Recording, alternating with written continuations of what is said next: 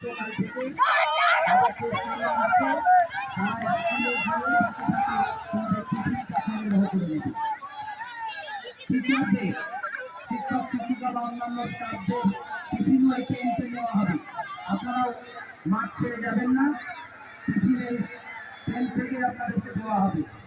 টিচারদের উদ্দেশ্যে বলছি আর কি, আপনাদের টিফিনও আমি টেন্টে আনিয়ে রেখেছি, টেন্টে এসে নেবেন। মাঠ ছেড়ে যাবেন না, একবারে খেলা শেষ করে যাবো, কারণ বৃষ্টির আভাস তো আছেই।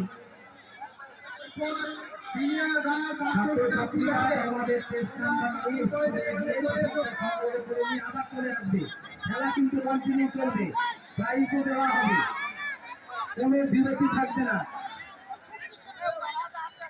সিনিয়র দল ছাত্রীরা এটা তাদের